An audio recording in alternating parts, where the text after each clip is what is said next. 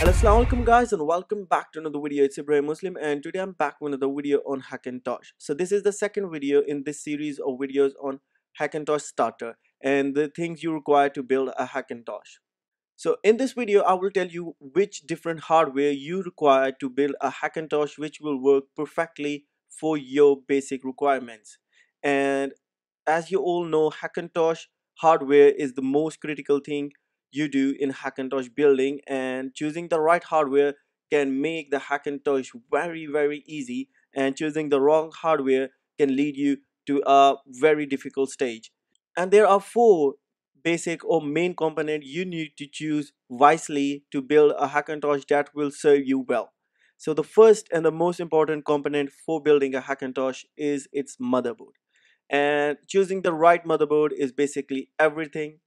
And after motherboard, choosing the correct graphics card is the most important thing. And then after graphics card, we will choose which CPU to go with, and then we can go with a better Thunderbolt card or accessories like hard drive and RAMs and stuff.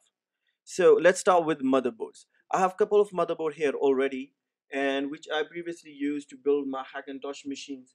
And there are a couple of different hardwares, or you can say different motherboards you can go with. So I have a couple of motherboards which I have used to make various generation of Intel Hackintoshes, and they have served me very well. And I have all the files and stuff for these motherboard. And if you choose any of these motherboard, then technically you are going to choose something, a setup which is similar to mine, and it will be quite vanilla for you to install on it. So I right now I have a Z97 Pro Gamer motherboard, and this motherboard I used to make a 4th generation Intel Hackintosh, and it used to have a 32 gigs of storage and stuff. And then I shifted to something latest, and then I skipped the 170 series of Hackintosh motherboard and Intel generation 5 and 6, and then I moved to generation 7.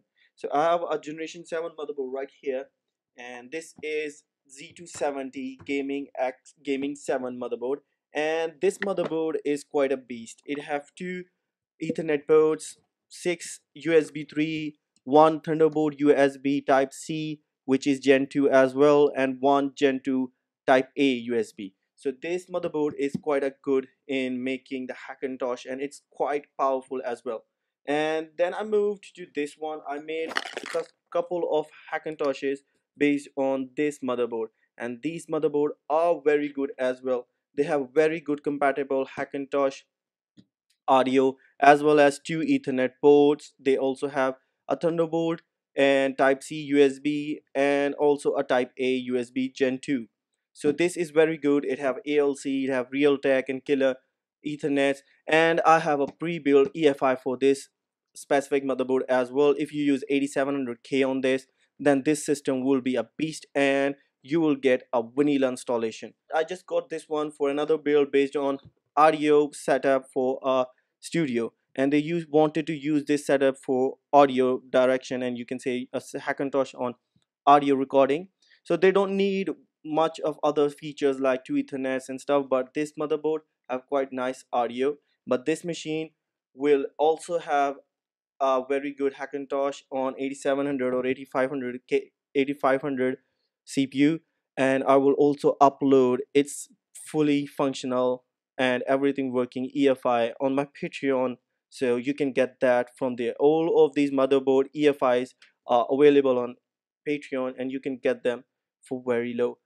And then we move to the graphic card section. In High Sierra or before, you can get Nvidia graphics card, and they work pretty nice. But Apple have moved to AMD in 2013 to 14, and the transaction towards AMD is increasing. So they have stopped all of their support on Nvidia graphics card on their latest Mac OS Mojave, which is pain, which is really bad for all those who have GTX and RTX graphics card, which are way powerful than normal AMD graphics card. But if you get an AMD graphic card on a Hackintosh, it will perform better than getting a 1080 Ti. You can get a Vega 64, and it will work way better than 1080 Ti on your Hackintosh, including High Sierra or Mojave. So if you're going to use for Mojave, then you have to go with AMD graphics card. They can be RX 400, RX 500 series, Vega 5664, and Frontier.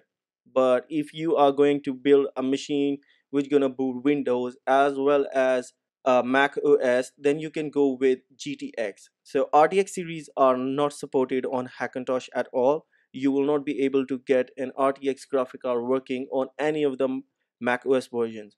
So you are limited to High Sierra if you go with NVIDIA graphic card, and you are also limited to older NVIDIA graphic card if you go with NVIDIA for Hackintosh. But if you go with AMD, you can get the latest AMD graphics card, and they will work extremely well. Most of them work out of the box, and few of them needs a little patches to work perfectly.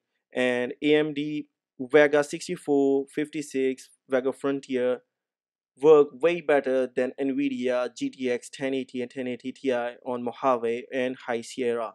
So you should go with AMD for your graphic card choice if you don't have a graphic card right now, or if you're going to buy a graphic card. And if you already have an NVIDIA graphic card, then you should probably go with High Sierra. I've been using Vega 64 from quite a time, and I've also used RX 580. I have the box right here. So you can get this RX 580 for quite a low price compared to getting an NVIDIA graphic card, and this will work way better. Now we move to processors. You can get any of the Intel 4 generation to up to 9 generation of processors for your Hackintosh. All of them work quite well, and if you go between 4 to 8 generation, they are way more compatible than the newer latest 9 generation, but 9 generation is working quite fine as well now. So you can go with all of the Intel Core i generations starting from 4 to 9, and you will be able to get a Hackintosh on it. But if you want to get a Ryzen or Threadripper or the latest AMD CPUs, they will be really hard, and they will be very less compatible with your Hackintosh and your Hackintosh software. There are people who are making Ryzen Tosh or Ryzen Hackintoshes, but they are getting very poor performance in Final Cut Pro and other macOS software because it is not space natively supported, and it will be really hard job to make them perform well. So go with Intel, go with 4 to 9 generation. You have a huge range of processors there, and you can get buy the one which fits your budget and your need. So that's good. Then we have Thunderbolt. Thunderbolt is very important for extreme developers, or you can say advanced developers and creative workers. And if you want to go with a Thunderbolt and you require a Thunderbolt for your accessories, you can go with Gigabyte Titan Ridge Thunderbolt card, or you can get a Alpine Ridge card. They both work pretty nice. So now we are left with our hard drives and SSDs and our RAMs. So let's discuss about RAMs first. RAMs can be of any generation, and they can be of any speed and any size. A Hackintosh with Intel 4 generation till 9 generation can support DDR3 of any speed, any size, and they can also support any of the DDR4, any speed, any size memory. So there is no such confusion or a hard choice. You can get any RAM working on a Hackintosh. After RAMs, we have a concern about NVMe SSDs. You can get the latest Samsung 970 Pro working on your Hackintosh out of the box. You just plug it into your NVMe slot and you boot the macOS from it on it, and it will work perfectly fine. I also have a 970 Pro. I can give you a small test. So you can also get the 970 Evo and other NVMe's from Western Digital or SanDisk or any other company working as well. It is nothing to worry. And if you have an older generation, for example, third or fourth generation of a Hackintosh which does not have a built-in NVMe SSD slot, then you can get a PCI to NVMe a card, and you can plug your NVMe SSD on it and plug it in your PCI slot, and it will work out of the box on your Hackintosh. So there is nothing to worry about that. So let's do a 970 Pro test on your Hackintosh and see what we get. So right now my OS is installed on it, and we do the test. So we get around 2100 MBs of write and close to 3000 MBs of read. It can go up like it does 2160 and close to 2930. So when I brought this SSD, the result were kind of a faster than this, but it's all right. It can vary a little bit. I also have another Samsung NVMe, and it gives kind of a low result than this because it's an older one, 960. So after this, we have a very last and important part, which different LCDs you can connect to a Hackintosh. If you have a Thunderbolt card and you connect it through your graphic card input and then you get a output from your Thunderbolt card, you can get a type C Thunderbolt display working with a Hackintosh, and the resolution will be great. Everything will be configured like on a Mac, but you have to make sure your Thunderbolt card works on your Hackintosh, and getting a Thunderbolt card is kind of a tricky, but it is really possible. People get it. Even the hot plug works for many people. So make a choice, but you have to be careful with that. And you can get any of the other display working perfectly fine. If you use a DisplayPort cable or HDMI cable, you can get a 4K LCD working. You can get a different ratio LCD working, very widescreen, ultra widescreen LCDs working as well. They work really fine on Hackintosh, and they are identified out of the box, so there is nothing to worry about that. I'm using a 4K Samsung LCD. Let me show you, and it works out of the box. I have never done anything else than plugging it to my Vega graphic card, and it works. So now we are left with the last thing. What if you get two GPUs on your Hackintosh, like making an SLI or crossfire of your AMD or NVIDIA graphics card? So using an SLI with NVIDIA graphic card is a no-go choice because your drivers are not at all compatible with that, and they don't perform very well. They are like very less optimized. So never get a two NVIDIA graphic card for your Hackintosh.